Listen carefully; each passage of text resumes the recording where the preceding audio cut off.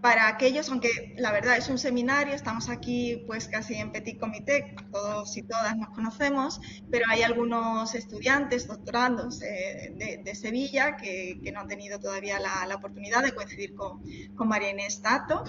Voy a proceder a una breve presentación de ella. Ella es investigadora del Consejo Nacional de Investigaciones Científicas y Técnicas, del CONICET, que es como un organismo análogo al CSIC en España.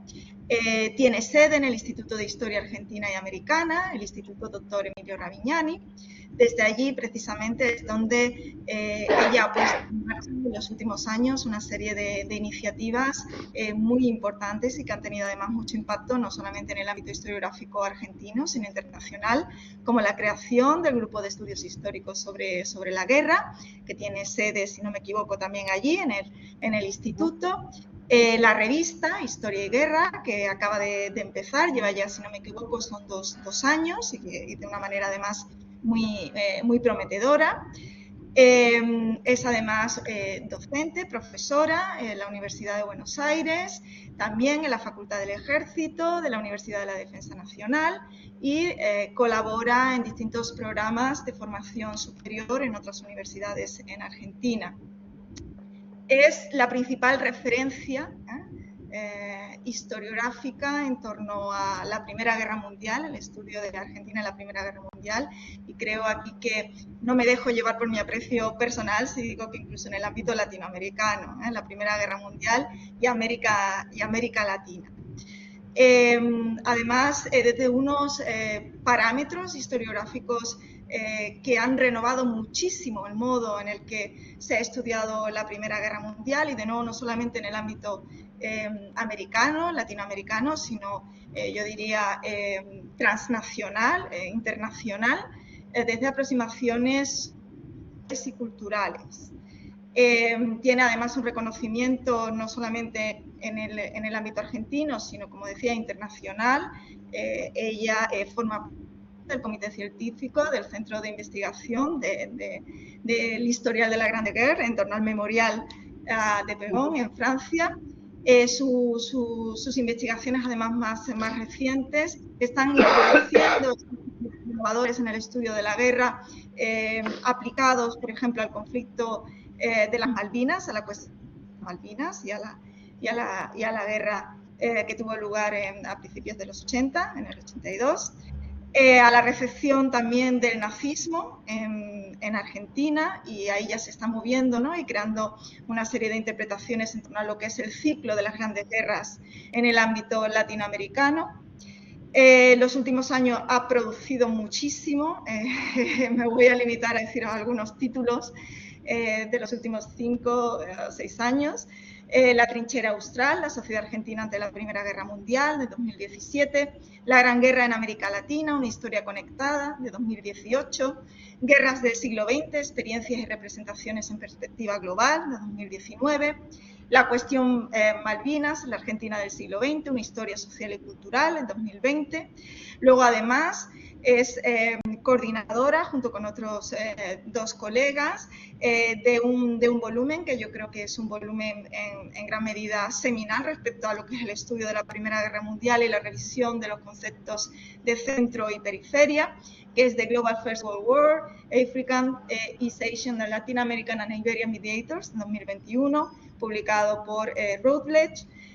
Malvinas y las guerras del siglo XX, también otra publicación muy reciente, de 2022. Y esta última que viene a presentarnos hoy aquí, que es un volumen colectivo que se titula Transatlantic Battles, European Immigrant Communities in South American and World Wars, publicado por Blink. Bien, de hecho, hay que decir que ETNI 20 se ha beneficiado mucho en este sentido del empuje y de la investigación que viene desarrollando María Inés de una forma de verdad absolutamente admirable por lo que significa de implicación, de esfuerzo y casi yo diría de fortaleza emocional para llevar a cabo todas estas empresas, como antes bien nos decía, que son muy complicadas, ¿no? A la hora de gestionar productos colectivos y con este tipo de editoriales, con todas las dificultades añadidas que ello implica, ¿no? O conlleva. En este caso nos hemos beneficiado porque estas investigaciones que ha desarrollado María Inés en los últimos tiempos pues hacen sinergia con nuestra propuesta investigadora en ENNI 20, sobre todo lo que tenía que ver con el análisis de la cuestión migratoria o la movilización de las llamadas uniones sagradas en el ámbito latinoamericano, en ese ciclo de las grandes guerras. En concreto, este volumen lo que hace es ahondar en el grado de movilización, de participación de las comunidades migrantes en América Latina, cómo son interpelados, movilizados por esos dos conflictos que se producen en muy poco tiempo, las tensiones que se generan en torno a la movilización en cada uno de los casos de estudio, porque ya ahora nos explicará cuáles son estos casos de estudio a los que han contribuido pues, investigadores centrándose en distintos países. El impacto, y esto es muy interesante, y aquí sí que hay una conexión muy clara con lo que nos interesa en ENNI 20 sobre la identidad, cómo impactaron estas guerras globales en la identidad de los que fueron movilizados, pero también me parece muy interesante en una serie de preguntas con las que presenta el volumen, ¿no?, en sus descendientes, ¿no? Y aquí de nuevo la memoria, que como sabemos pues es un tema que nos interesa, ¿no?, historiar la memoria. Y en definitiva explora la complejidad, la densidad y la fluidez, ¿no?, de esos procesos que dan forma a las identidades colectivas. Y con esto pues le doy la palabra a María Inés para que nos presente esta investigación, este producto, como digo, colectivo que acaba de publicar. Bueno, muchas gracias, Caro, por la generosa presentación, por tus palabras. Siempre ha sido un gusto trabajar contigo a lo largo de estos años que nos venimos conociendo del centenario de la Gran Guerra. Y realmente también para mí ha sido un placer ubicar parte de mis investigaciones dentro del marco del proyecto ENNI 20, así que les agradezco tanto el espacio que me están brindando ahora para conversar sobre el libro, como el financiamiento que ha recibido el libro, que hizo posible también materialmente este proyecto, y bueno, y la atención y el tiempo que me dispensan para conversar de esto. Muchas gracias a todo el equipo, no solo a Carolina, ¿no?, con quien tenemos una larga trayectoria de trabajo conjunto. Bien, yo voy a hacer un pantallazo de los contenidos del trabajo, del libro en general, porque bueno, como bien lo presentó Carolina, es un volumen colectivo, es decir, que presenta un mosaico de estudios de caso sobre diferentes comunidades de minorías europeas, digamos, de inmigrantes europeos en Sudamérica, y digamos, cada uno de esos estudios de caso tiene sus especificidades, tanto geográficas como temporales o vinculadas a las peculiaridades de esas comunidades, pero de todas formas me gustaba marcar algunos ejes comunes que se pueden encontrar a lo largo del libro y pasar después a mencionar también a los autores y a las contribuciones individuales, ¿no? Este es un libro que, como decía, se vincula con el proyecto de ENNI 20 también en el tema de las minorías y la cuestión identitaria de las minorías, y en su caso en particular, las minorías que están constituidas por los europeos emigrados en el contexto de las dos guerras mundiales, ¿no?, el contexto de las guerras totales. Es importante el actor en sí porque Sudamérica en particular fue el segundo destino de las grandes migraciones de fines del siglo XIX. Es decir, el primer destino fue Estados Unidos y posteriormente, en segundo lugar, viene Sudamérica, y dentro de Sudamérica, Argentina y Brasil, en ese orden, por cantidad de población recibida y por el porcentaje que esa población inmigratoria constituye dentro de la población total de estos países. Y en otros países que también están presentes en el volumen, la presencia de los inmigrantes no fue tan central, pero sin embargo, numéricamente hablando, pero sin embargo tuvieron una influencia económica y cultural importante, como es el caso de Chile, por ejemplo, de manera que también entran en consideración del volumen. Estos trabajos, entonces, tienen como actores principales a comunidades de inmigrantes muy diferentes. Después voy a comentar el índice, pero vamos a encontrar que hay estudios de casos sobre italianos, franceses, británicos, dentro de los británicos los escoceses, alemanes, armenios y austrohúngaros. Es decir, que hay digamos, un amplio, no sé si, no recuerdo si les mencioné recién alemanes también, pero hay también alemanes representados dentro de estas comunidades. Es decir, están los dos bandos beligerantes representados en la selección de trabajos que se van a integrar en el volumen y que tienen en general, más allá de las diferencias, un interés particular por las respuestas que dan las comunidades de inmigrantes al desafío que les plantean las guerras mundiales. En ese sentido, es importante remarcar esta identidad transnacional también que tienen las comunidades de inmigrantes, esta doble pertenencia, ¿no?, a la patria de origen de la que emigraron y a la patria en la que se instalaron y en la que echaron raíces, formaron sus familias y en muchos casos de forma permanente, no como una estancia temporal, ¿no? Entonces, la guerra tiene ese, digamos, ese papel de poner en nueva discusión, actualizar en todo caso la cuestión identitaria, ¿no? Al generarles a estos inmigrantes una demanda hacia sus patrias de origen en contexto de la guerra. Y eso es un poco lo que vamos a ir viendo a lo largo del trabajo, ¿no? Es decir, los diferentes estudios de caso van a responder de una forma u otra algunos de estos interrogantes ligados a la cuestión de las identidades en el marco de la guerra.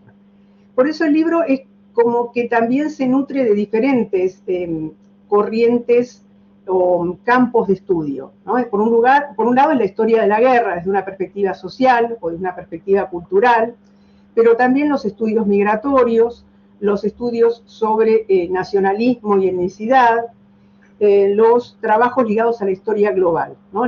Es importante en ese sentido la intersección que tienen los trabajos con la historia global porque es la que permite visibilizar a estas periferias, retomando un poco lo que planteaba Carolina en la presentación, ¿no? Esta idea de que es relativamente reciente en el marco del avance de la historia global o del giro espacial, digamos, y también de la renovación de los campos del estudio de Primera Guerra en el centenario, que es esta noción de que la guerra no solo se despliega en el ámbito europeo, entre los beligerantes, digamos, sino que también impacta en todo el mundo de formas diversas, con ecos diversos, y dentro de ese impacto están estas regiones, como América Latina, como Sudamérica, que durante gran parte de los conflictos se han mantenido en la neutralidad, pero que de todas formas se ven impactadas por la guerra.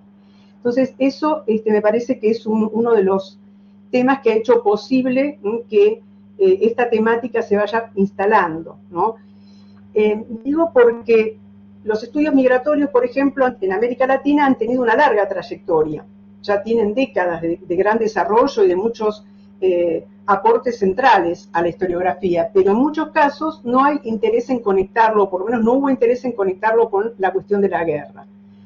O lo mismo con la cuestión de los estudios sobre el nacionalismo. Es muy común también vincular en los estudios, en la historia latinoamericana, el nacionalismo, los estudios sobre la identidad nacional y la inmigración en muchos casos, pero pensando en las sociedades de recepción, es decir, pensando en las sociedades latinoamericanas y cómo la presencia inmigratoria crea el llamado crisol de razas o las tensiones entre diferentes concepciones de la identidad nacional. No están tan pensados en las comunidades de inmigrantes en sí mismas, ¿no? Es decir, es como que el eje se desplaza más hacia la sociedad de recepción que hacia los inmigrantes. Entonces, me parece que también desde ese lado el libro contribuye a mostrar las interacciones, ¿no? A mostrar también cómo en esas coyunturas de guerra la propia identidad de las comunidades inmigradas también se ve afectada y en sus vínculos con la sociedad local. Entonces, bueno, son como diferentes aspectos que van, a lo largo del libro van apareciendo. Seguramente se va a anotar, lo voy a mencionar cuando presente el índice, pero hay mayor cantidad de trabajo sobre Primera Guerra Mundial en el libro, y eso también me parece que refleja el estado del arte dentro del campo de los estudios sobre la guerra y las comunidades de inmigrantes. Es decir, todo lo que tiene que ver con la Primera Guerra se ha transformado muy radicalmente en las últimas décadas, desde la creación del historial hasta el impacto que tuvo el centenario y los múltiples congresos y publicaciones a que dio lugar el centenario. Los trabajos sobre Segunda Guerra tienen como una perspectiva más tradicional, en el sentido de que ya no vamos a encontrar una disponibilidad tan amplia de trabajo que se centre en los mismos problemas que se abordan para el caso de la Primera Guerra. Es decir, aquí los trabajos que vamos a ver están más centrados en polarizaciones ideológicas y no tanto en movilización en los términos que vamos a ver para la primera. Pero en todo caso retomo esto un poco después. Bien, yo quería señalar que más allá de las diferencias entre estos trabajos, hay como una hipótesis general que señalaba antes, ¿no?, que es esta centralidad que tiene la guerra a la hora de redefinir o replantear la cuestión identitaria de las comunidades, y también tres ejes temáticos, tres problemas, donde uno, tras leer en su conjunto el libro, puede encontrar estos ejes y puede ir ubicando los trabajos dentro de estos ejes.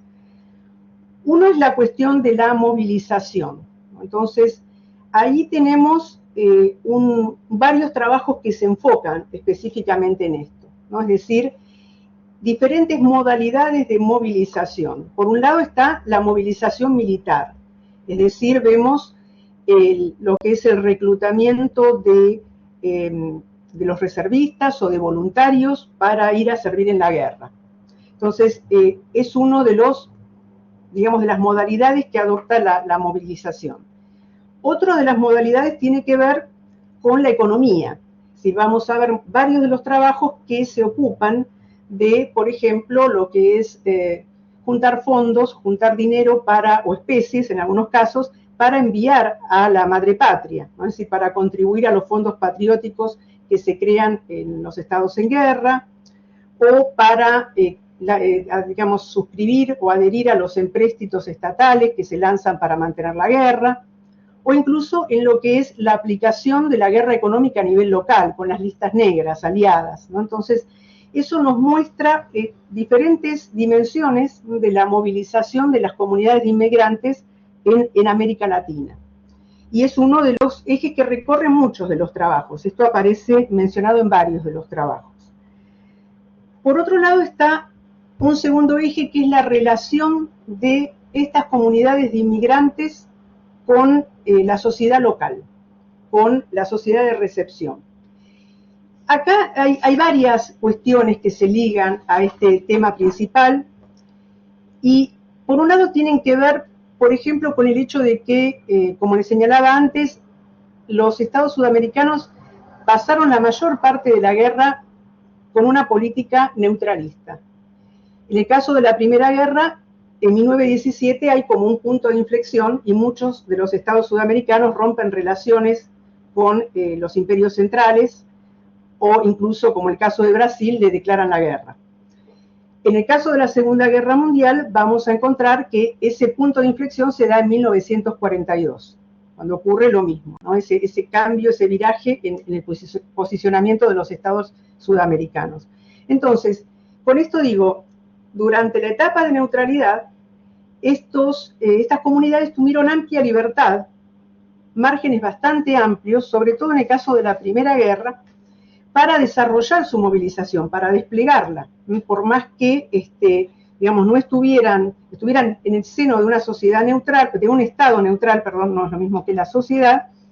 Estamos hablando de amplia libertad para reclutar voluntarios, para recaudar fondos, es decir, no hay una interferencia de los estados en esas actividades. Sin embargo, también vamos a ver que con el paso de la guerra va a empezar a haber tensiones con estas sociedades de recepción. Estas tensiones van a tener que ver, por ejemplo, con la guerra económica que hablaba recién, ¿no? Con el hecho de que la implementación de las listas negras, por ejemplo, va a afectar la libre actividad económica de estas naciones sudamericanas. O que, bueno, gran parte de, digamos, también de la cuestión que mencionaba Carolina en la presentación, las diferentes formas de definir la nacionalidad que tienen los estados sudamericanos y los estados europeos.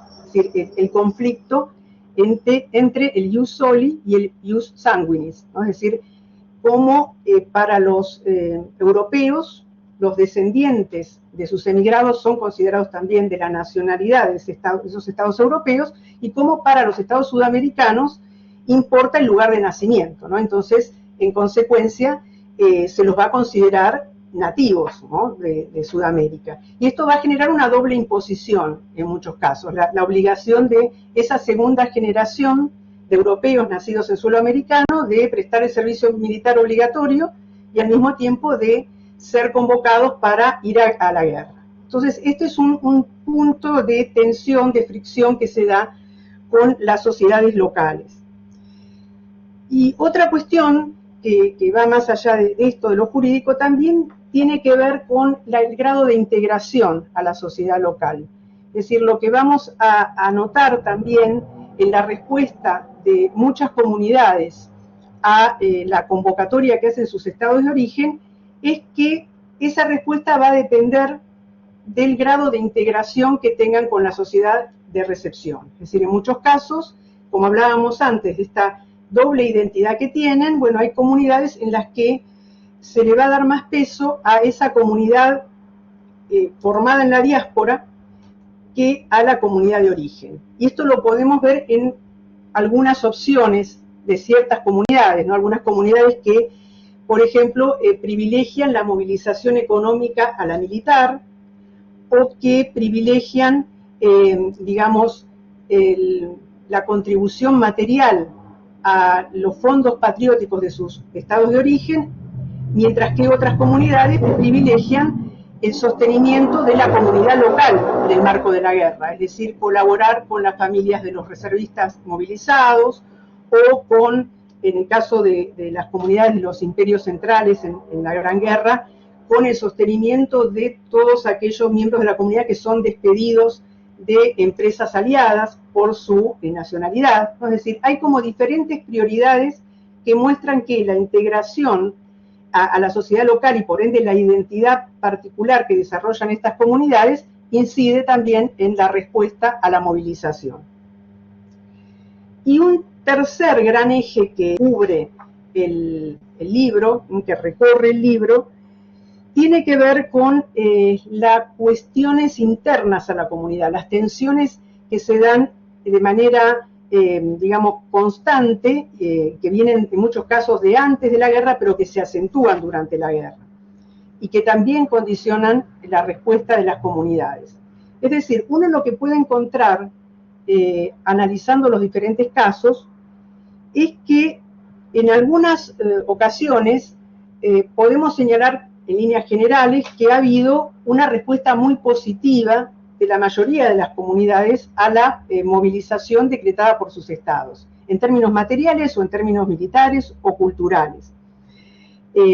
Digamos que vamos a encontrar ahí una respuesta bastante homogénea, si se quiere, a las demandas de los estados europeos.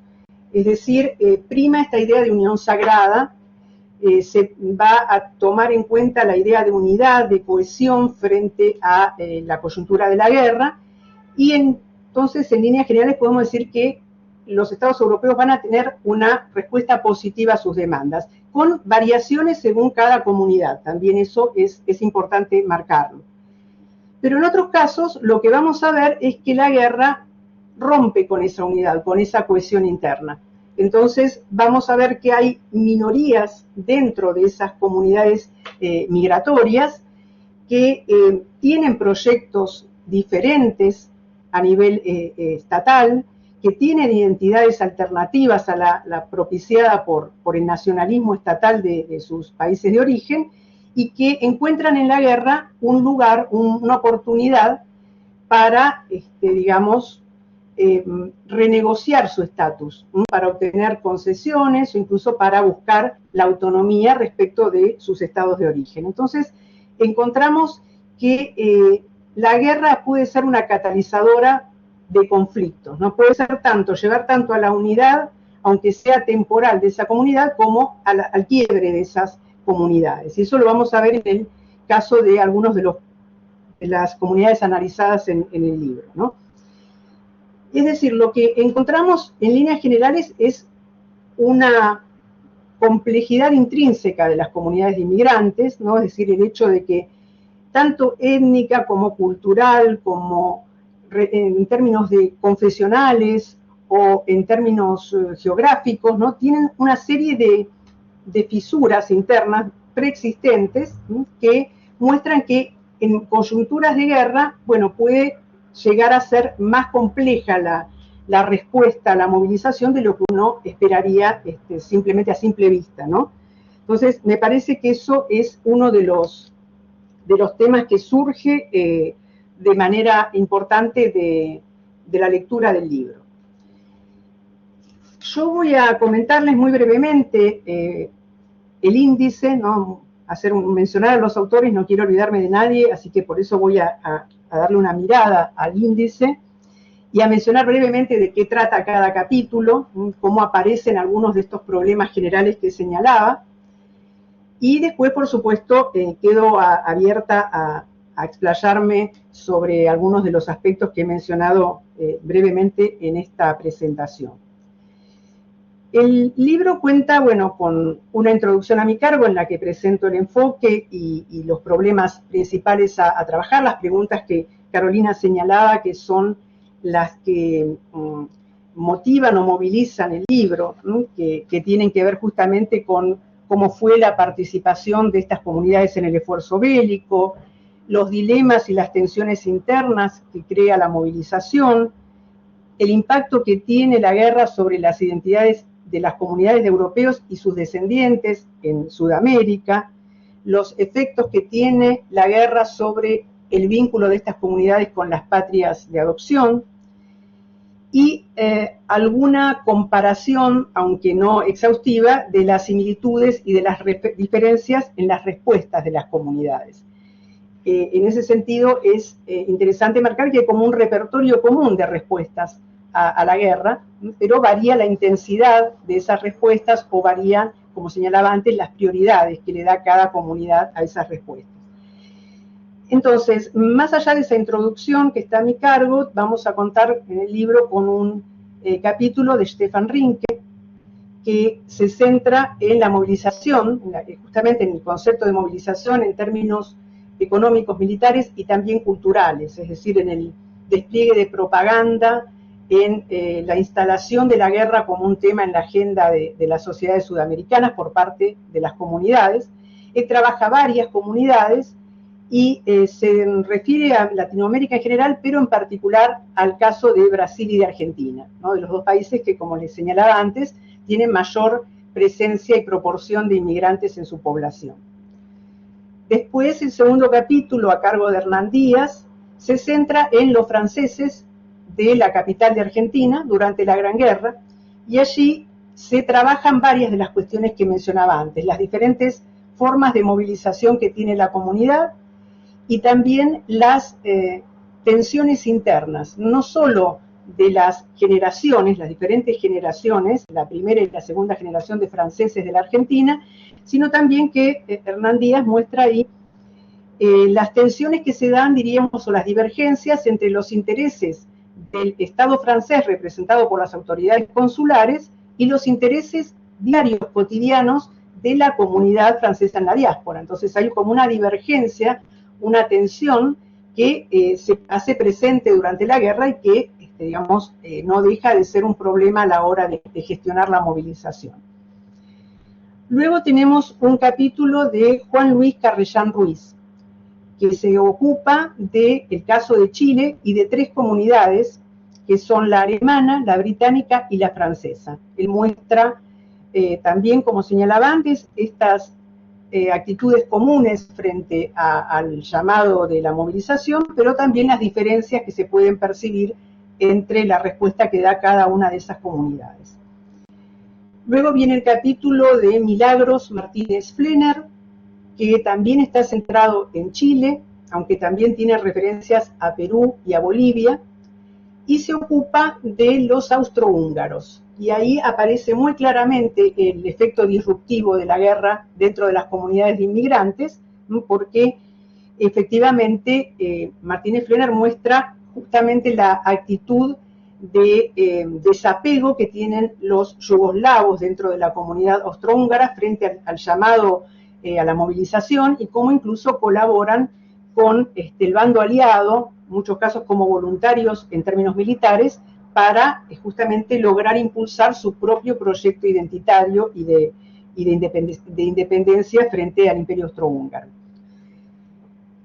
Posteriormente hay otro capítulo de Juan Pablo Artinian que se centra en los armenios de la Argentina, de la Gran Guerra y la posguerra, y también en ese sentido guarda un diálogo o guarda, digamos, una vinculación estrecha con lo que planteaba Martínez Flener, es decir, está hablando de una comunidad que tiene intereses divergentes claramente con el estado de origen, ¿no? Hay conflictos identitarios que en este caso se van conformando de forma más clara durante la diáspora en la Argentina.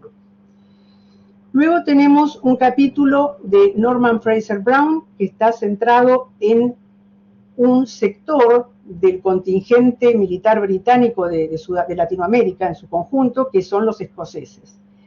Y ahí es interesante el caso que plantea Brown, porque está como también, es un contraste muy fuerte con la actitud de la segunda generación de otras comunidades. En este caso lo que él muestra es que la segunda generación de escoceses tiene una respuesta positiva a la movilización que decreta el Imperio Británico, aunque lo hace pensando en la propia identidad escocesa, es decir, la idea de colaboración como estrategia para lograr ciertas concesiones del Estado británico, no ya la resistencia como sería el caso de los yugoslavos o el caso de los armenios, sino en este caso en particular la colaboración para lograr reconocimiento y de esa forma obtener autonomía para su propio proyecto identitario. La sección vinculada a Primera Guerra se cierra con un capítulo mío en el que trabajo una fuente muy particular que está poco, en realidad, poco explorada en líneas generales, no solo para el caso latinoamericano, que son los Books of Remembrance, los libros conmemorativos. Es decir, las formas en que diferentes comunidades de inmigrantes residentes en Sudamérica, luego de la guerra, dan cuenta de su propio esfuerzo, de su contribución al esfuerzo bélico de sus patrias de origen, y muestran al mismo tiempo tanto la lealtad a su estado de origen, es decir, su colaboración con sus estados de origen, como su peculiar identidad migratoria, es decir, tratan de visibilizar ante sus respectivos estados cómo esas comunidades instaladas lejos del escenario de la guerra, de todas formas colaboraron en términos militares y económicos. En este caso trabajo varios libros conmemorativos producidos por la comunidad británica, la italiana y la francesa de diferentes países. Por más que hay varios sobre Argentina y Chile, también hay otro libro conmemorativo producido en México, por ejemplo, ¿no? Entonces se trabaja un poco desde la idea de memoria de la guerra y de cómo se construye esa experiencia de la guerra a posteriori. Y luego el libro se cierra con dos capítulos sobre la comunidad alemana y la italiana en Argentina en el marco de la Segunda Guerra Mundial. Es decir, tenemos un capítulo de Hermann Friedman sobre el caso alemán y otro de Marcelo Huernos sobre el caso italiano. Y ahí muestra justamente cómo hay un cambio en digamos, la organización de las propias comunidades, ¿no? Cómo esta Segunda Guerra, que tiene un carácter mucho más radicalmente ideológico tal vez que la primera, va a generar polarizaciones en torno a proyectos políticos divergentes en las comunidades sudamericanas, en este caso la Argentina, y cómo incluso internamente cada uno de estos sectores, los antifascistas o los antinazis, tienen divergencias internas, ¿no? Que nos muestra una fractura mucho mayor de las comunidades frente a la guerra. Bien, eso es en líneas generales el índice del libro, los contenidos del libro, y si bien no vamos a tener aquí un panorama completo de lo que fueron las comunidades de inmigrantes en las dos guerras mundiales, bueno, me parece que se han reunido una serie de casos bastante significativos y representativos que nos permiten repensar esos periodos de la guerra y que también son, digamos, nos abren a nuevos problemas que pueden llegar a explorarse para otras comunidades o, en el caso de la Segunda Guerra Mundial, para ese conflicto en particular en relación con las comunidades de inmigrantes. Bueno, les agradezco nuevamente el espacio y quedo a disposición para cualquier pregunta o comentario que me quieran hacer. Hola, ¿me oís? Porque me he cambiado al otro ordenador. Perdía conexión con el portátil, entonces, bueno, me he duplicado, pero creo que ya están solventados los problemas técnicos con el equipo fijo, así que bien, muchísimas gracias, María Inés, por la presentación sintética. Nos ha dado una panorámica, yo creo que muy completa. Todos los compañeros y compañeras creo que se han hecho una idea del libro, de las cuestiones tratadas. Bueno, ¿alguna pregunta, alguna cuestión que alguien quiera plantear a María Inés en relación al libro, a sus investigaciones? María, perfecto.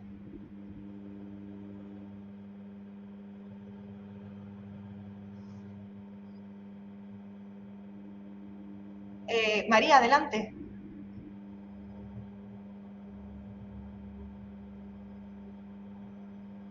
Yo no te oigo, no sé si los demás... No.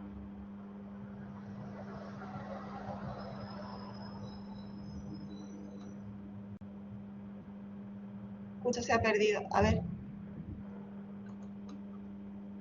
Bueno, pues seguimos. Parece que los problemas técnicos no son solo míos. Y eso que me he venido a la universidad para intentar ir con más seguridad. ¿Alguien más quiere hacer alguna pregunta? Yo sí tengo algunas cuestiones, pero no querría monopolizar el uso de la palabra, ¿no? Abusando de mi papel de moderadora.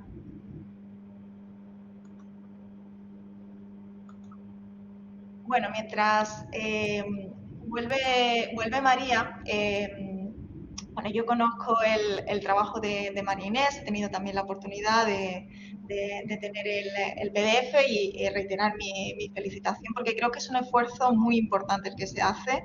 Evidentemente, el tratamiento transnacional de la cuestión, ver los puntos de contactos, las conexiones, esa historia conectada de América Latina, poniendo el foco, evidentemente, sobre esos casos, Argentina, Chile, Brasil, por razones obvias que además María Inés nos ha contado, pero esa historia conectada que tiene que ver con el tema de las identidades transnacionales,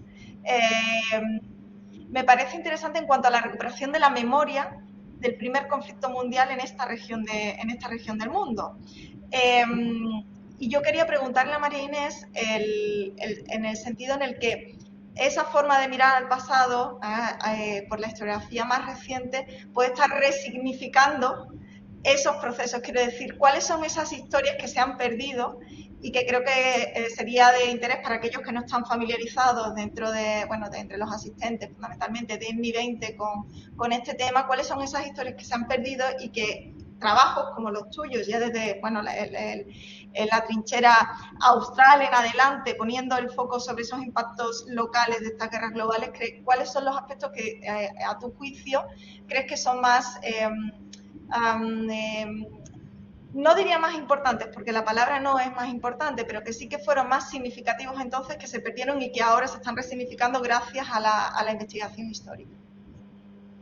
Bueno, me parece que el estudio de la Primera Guerra o de la Segunda, bueno, yo voy a hablar más de la primera porque es la que he trabajado más, y la relación con la historia global me parece que fueron claves, ¿no? Es decir, hay como una renovación que nos permite mirar dos cosas distintas. Por un lado, me parece que se puede revisitar o analizar desde otra perspectiva las propias historias de estos países sudamericanos en ese periodo. Es decir, muchas veces lo que uno encuentra en la historiografía latinoamericana es una tendencia como muy centrada en la política doméstica, ¿no? En la política interna. Entonces, como mucho, las guerras o los conflictos internacionales o las coyunturas globales son como un fondo, ¿no? Como una escenografía, pero no se las analiza interactuando.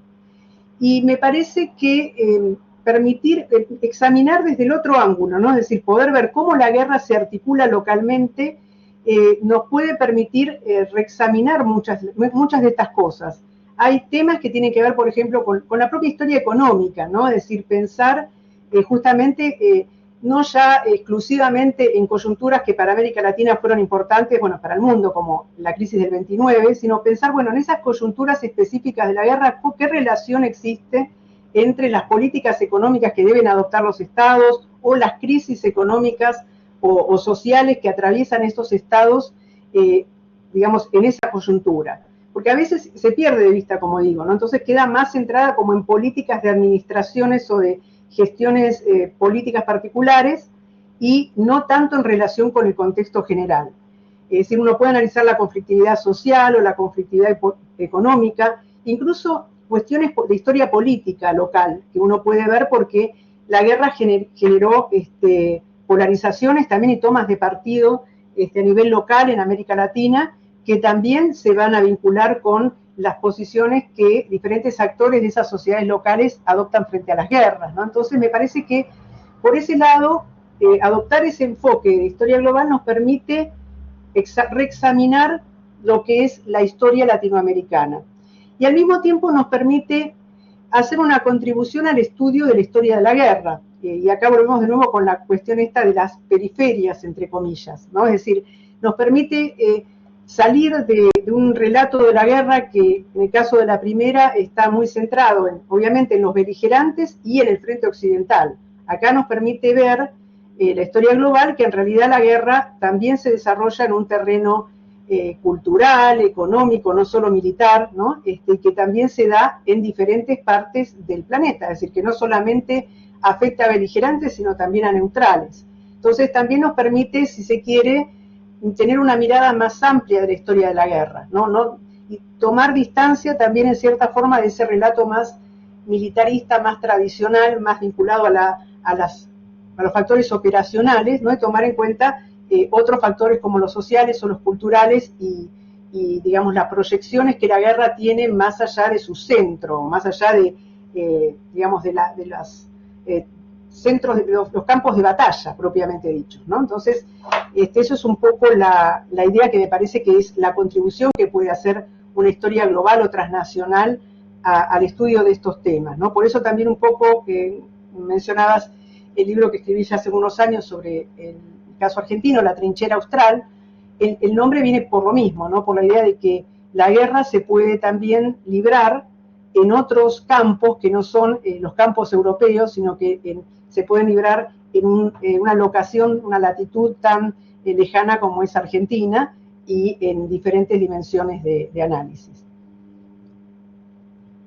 Sí, es precisamente esa idea de las experiencias bélicas en escenarios, ¿no?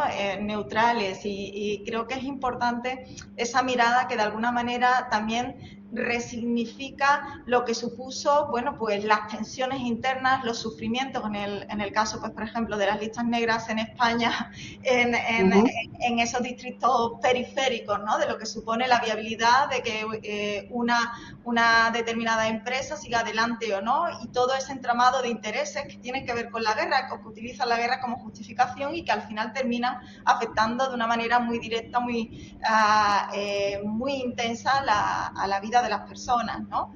Pero cuestiones también pensando, pues has mencionado por supuesto las listas negras que tienen además su papel, pero también la guerra en el mar, ¿no? Y está Agustín de Sidegato conectado con nosotros, ¿no? Esas especies de espacios que en su momento tuvieron muchísimo impacto, que significaron mucho para la vida de muchas personas en estas sociedades y que luego, por lo menos en el caso español, es algo que se ha perdido por completo y que creo que no se ha recuperado.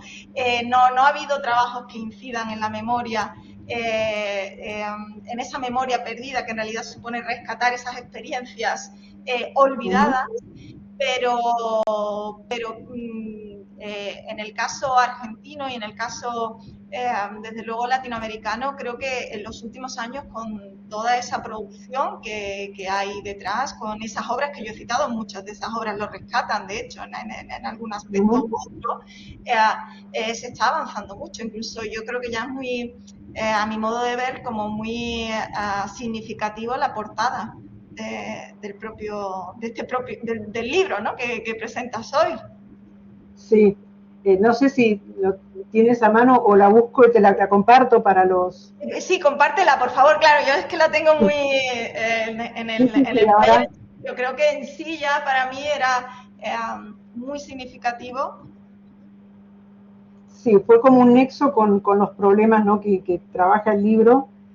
A ver, ya lo estoy buscando acá. Acá estamos. No sé bien cómo compartir, a ver.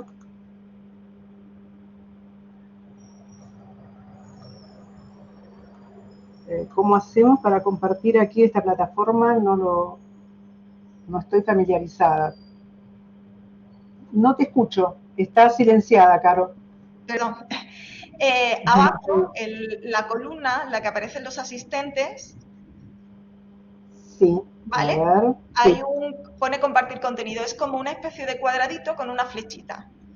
Si clicas ahí, si no voy a ver, Sí. voy a intentar Sí, desde el portátil, que si lo tengo a mano el archivo, si no lo comparto yo. Aquí está, a ver. Sí, voy a ver si lo comparto desde aquí. A ver, he puesto compartir, ahí está. Bueno, sí, voy a ampliarla para que... Ahí está. Supongo que pueden agrandarla.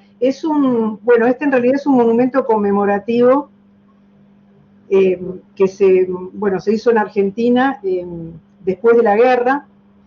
Se encuentra en el antiguo hospital francés, ya dejado de ser hospital francés en la actualidad, pero es un monumento que justamente tiene en homenaje a los caídos de la comunidad francesa en las dos guerras mundiales, ¿no? Allí se ve un poco la lista, ¿no?, de los caídos en los diferentes conflictos mundiales. Entonces, bueno, es un poco como que cierra esas dos dimensiones, ¿no?, de la guerra y los impactos de esa guerra dentro del seno de las comunidades.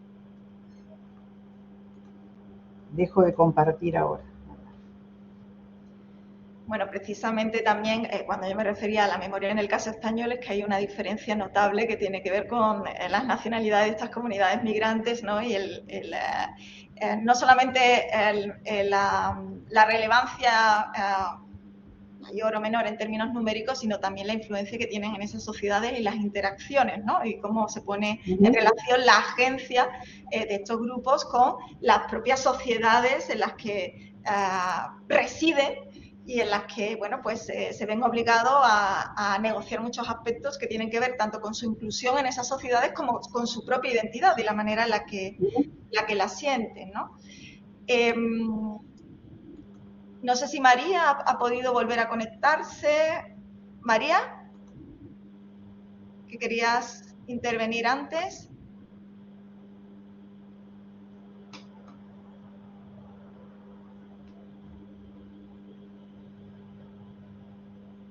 Bueno, muchas gracias. Por chat.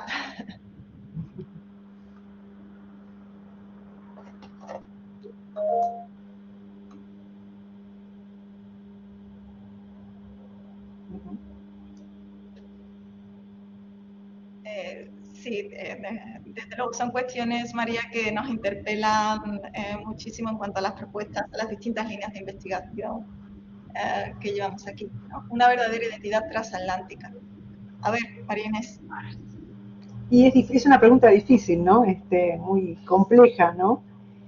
Me parece que eso es un poco lo que tiene la guerra, ¿no?, como una de las peculiaridades, es poner a las comunidades en esa situación de tener que decidir, ¿no?, si se deciden por la identidad digamos, la identidad de origen o la identidad esa híbrida que se va formando en la diáspora, ¿no? y es como una negociación, como tú decías, Carolina, también porque, bueno, en algunos casos, como decimos, hay comunidades como la británica que tienen una respuesta muy marcada al llamado del Estado, ¿no? Del Estado británico a la movilización, y que le dan prioridad muy fuerte a la colaboración con ese Estado en guerra. Mientras que otras comunidades, por ejemplo, como la italiana, van a tener una tendencia en general a movilizarse económicamente, ¿no? Es decir, como, bueno, van a contribuir económicamente antes que tomar la decisión de movilizarse en términos militares. Entonces es como que puestos a elegir deciden, bueno, un compromiso, ¿no? Que es colaborar con su Estado en guerra, pero al mismo tiempo preservar los vínculos que crearon localmente, ¿no? Es decir, muchos de los italianos se lo dicen explícitamente: nosotros nos hemos instalado aquí, tenemos nuestras familias que mantener, tenemos nuestra posición económica y el trabajo que nos labramos en años. Entonces, ¿qué hacemos? ¿Vamos, nos movilizamos militarmente o nos quedamos a reforzar esa comunidad, esa identidad que estuvimos armando no en exilio, pero en la diáspora, ¿no? Y bueno, en general la comunidad italiana se inclina más por esto último. Entonces uno ve que a la hora, por ejemplo, de recaudar fondos, le destina la mayoría a sostener a las familias de los reservistas, y no tanto a colaborar, por ejemplo, con la Cruz Roja Italiana, ¿no? Y los italianos son muy explícitos en eso a la hora de decir cuáles son sus prioridades y decir, bueno, la Cruz Roja tiene otras fuentes de ingresos. Las familias de los reservistas no, nos tiene solo a nosotros, a la comunidad local. Entonces prioriza eso. Pero me parece que efectivamente es una tensión, ¿no?, muy fuerte, y que cada comunidad y cada individuo dentro de esa comunidad resuelve según priorizando una u otra de esas decisiones, ¿no? Bueno, está justamente acá Hernán Díaz, que es uno de los autores, y que él ha tenido en su trabajo este mismo dilema planteado a la cuestión de la movilización militar, ¿no?, de la segunda generación. Hola, bueno, ¿me escuchan? Sí. Bueno, no, muy sencillo. Primero agradecerte, María Inés, el esfuerzo de haber coordinado esto y haberme ayudado con el inglés, que para mí es inexistente. Pero quería solamente agregar una cosa cuando vos hablabas de la globalización del conflicto. En mi experiencia, trabajando en franceses, me pareció visualizar que también había un corte muy grande en el segundo año de la guerra, porque como que el primer impulso, la gente pensaba en una guerra breve, en una guerra como la de 1870, entre Prusia y Francia, o la guerra de los Boers, o las guerras de los Balcanes. Y el hecho de que la guerra permanezca y se instale en Europa, y las grandes matanzas que ya hubo en las grandes batallas de fines de 1914, primero hicieron aparecer las listas negras, entonces la guerra comercial, es decir, hacer un desgarramiento económico en todo el mundo entre las comunidades con respecto, por ejemplo, a los alemanes o austríacos. Y segundo, también el descenso de yo en mi colectivo, los franceses, vi el descenso del voluntariado, ¿no? Es decir, casi como que empieza a desaparecer. Y entonces ahí se empieza a firmar la ayuda económica, la solidaridad, por supuesto, política, cultural, etcétera, ¿no? Entonces me pareció que había también un corte, más allá de, por supuesto que después el ingreso de Estados Unidos cambia el carácter de la guerra, pero como que había un corte grande entre la visualización, cómo era vista la guerra en agosto de 1914 y cómo era vista ya a partir del año siguiente. Incluso yo trabajé mucho también las tensiones con respecto a esa guerra comercial, ¿no? Entonces, bueno, eso con respecto a la globalización, nada más.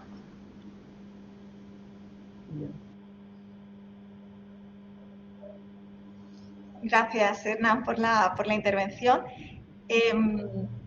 ¿Alguna cuestión más? María, intenta saber si te oímos ahora. Sí, creo que lo he recuperado, ¿no? Sí. ¿Sí? Uf, qué apuro dan estas situaciones. Y ridiculizar lo que estás pensando a través del chat y escribir mal y todo eso.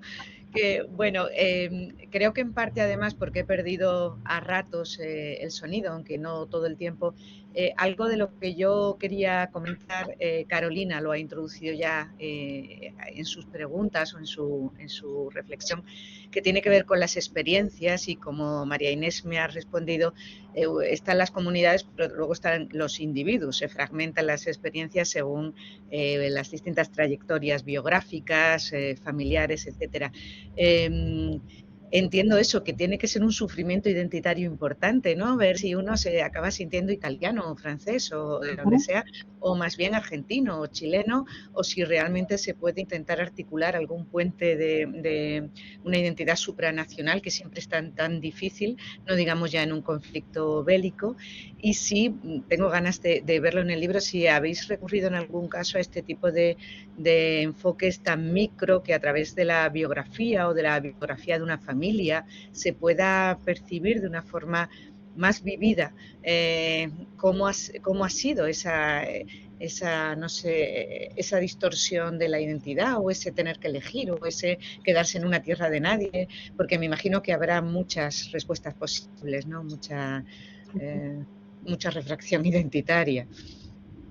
Sí, no tenemos ningún capítulo específicamente dedicado a alguna trayectoria individual, pero sí en los capítulos aparecen referencias a algunos individuos y a las decisiones de algunos individuos y al relato de sus propios testimonios, ¿no? De cómo esos individuos vivenciaron la guerra. O sea, no está explicitado como un eje del mismo peso que otros temas, pero aparecen algunas respuestas a esto.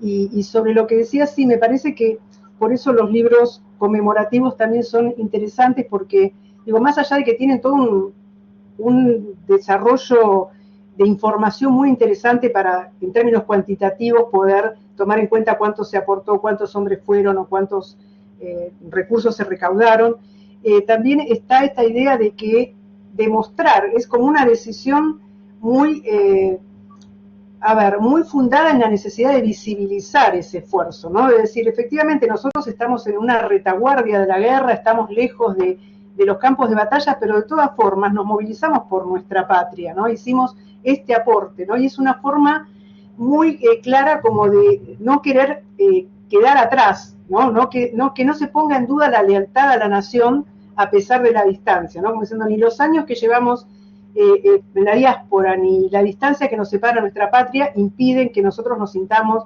británicos, italianos, franceses, ¿no? Entonces me parece que hay un esfuerzo deliberado para reflexionar por parte de, por lo menos de algunos miembros de las comunidades, en cuanto a ese dilema que le plantea la guerra en términos de identidad. Y bueno, y lo que había dicho por escrito, que de verdad enhorabuena por las preguntas, porque se nota, y todos los que hemos editado libros colectivos, eso a veces está o no está, y se aprecia, que hay unas preguntas que atraviesan el libro. No he leído los capítulos, pero solo en tu explicación y en la estructura del índice es evidente que esas preguntas no son retóricas, sino que son ejes de investigación. Y eso enhorabuena a la editora, porque es un trabajo ímprobo, y está ahí y le da mucha calidad. Una curiosidad es Transatlantic Battles, ¿de quién es la idea del título? Porque es muy bueno, aparte ya del subtítulo, el título es un hallazgo también. Bueno, muchas gracias, María. Un poco la idea de armar estas preguntas, ¿no? Lo mismo pasa hay un capítulo de cierre final, como de reflexiones finales en el libro, que uno en realidad lo que trata como editor es de darle coherencia a un conjunto de trabajos que tienen muchos puntos en común, pero que también tienen su propio argumento interno, ¿no? Entonces, cómo buscar enlazar y darle un sentido, ¿no? A ese trabajo, a esos trabajos individuales, y al mismo tiempo para el lector como proporcionarle una clave de lectura, ¿no? Es decir, cómo puede abordar ese conjunto de estudios de caso heterogéneos, ¿no? Es decir, cómo puede plantearse algún tipo de recorrido temático, ¿no? A través de esa diversidad, ¿no? Cómo encontrarle algún tipo de unidad a la diversidad. Es un poco eso el trabajo que he intentado hacer. Y te agradezco la valorización del esfuerzo, ¿no? La verdad que a veces editar estos volúmenes colectivos, un poco como mencionaba off the record antes de iniciar la reunión, tiene toda una serie de problemas burocráticos, tenemos problemas lingüísticos, es decir, toda una serie de temas que hay que que afrontar y que es arduo, ¿no? Por eso también es una gran satisfacción cuando el libro llega a esta instancia de publicación y ya toma una forma concreta, ¿no?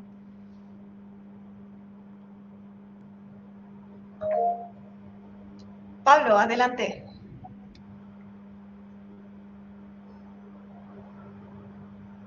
¿Me escucha?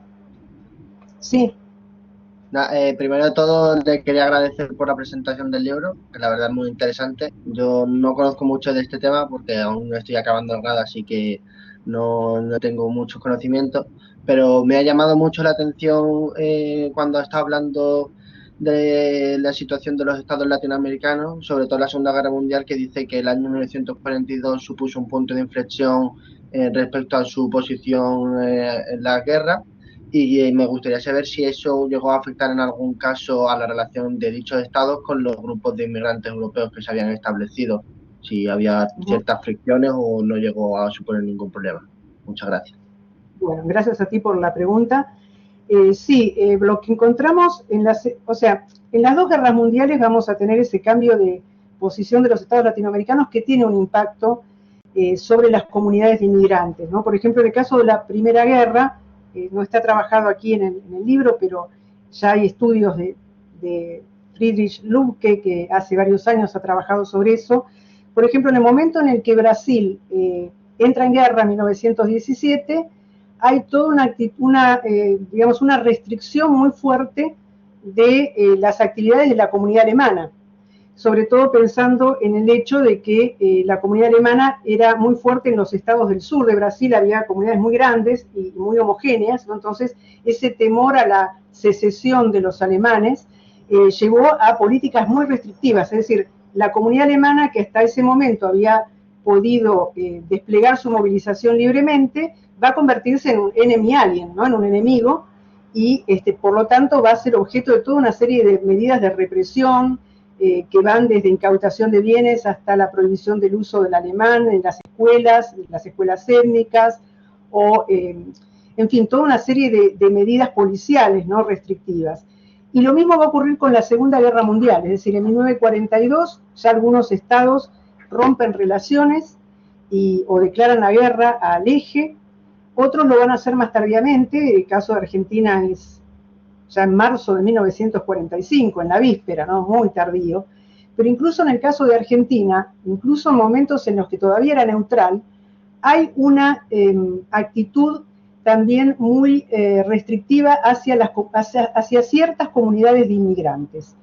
Uno lo encuentra, por ejemplo, ya en 1941, con la creación de la Comisión de Actividades Antiargentinas, que se crea en el Congreso de la Nación y que investiga lo que se considera la penetración nazi y fascista en diferentes instituciones del país. Entonces empieza ya, antes de que Argentina siquiera entre en la guerra, que tampoco entra, digamos, en términos militares, que digamos, una declaración, antes de ese momento mismo, hay toda una serie de prohibiciones que pesan sobre la comunidad alemana en su conjunto, sea incluso nazis o antinazis, eso lo trabaja Hermann Friedman en su capítulo, ¿no? Es decir, hay ciertos puntos en los que más allá de los debates y la polarización interna, la comunidad está siendo homogeneizada desde afuera porque es objeto de la represión estatal, ¿sí? Porque se la considera enemiga.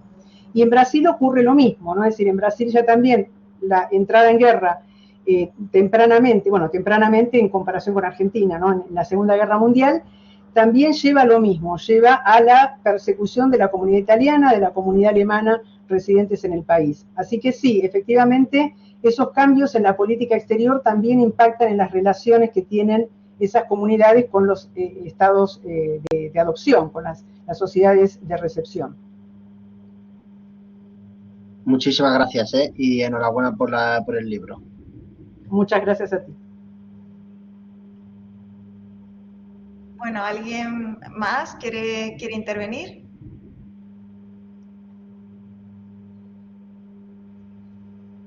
¿No? Bueno, pues María Inés, agradecerte, como siempre, la disponibilidad, el compartir con nosotros tus investigaciones y aportar a nuestro proyecto. Y de hecho, con ganas de aportar más porque tienes tienes previsto un próximo viaje de investigación a Londres en abril y a ver si, bueno, pues continúas añadiendo, ¿no? A este esfuerzo colectivo que comenzamos hace ya casi 3 años y que está a punto de concluir, pero que queremos continuar.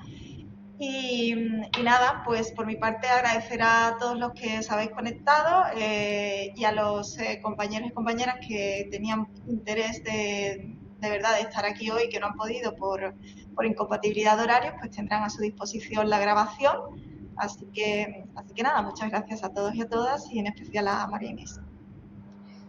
No, la agradecida soy yo nuevamente por el espacio y por el interés, las preguntas, los comentarios y bueno, por la colaboración y la sinergia con ETNI 20. Así que esperemos continuar trabajando, colaborando, cooperando a la distancia. Gracias de nuevo. Muchas gracias. Muchas gracias, María Inés. Enhorabuena a todos los autores y autoras del libro. Muchas gracias. Gracias a todos. Adiós. Hasta luego, adiós. Hasta luego.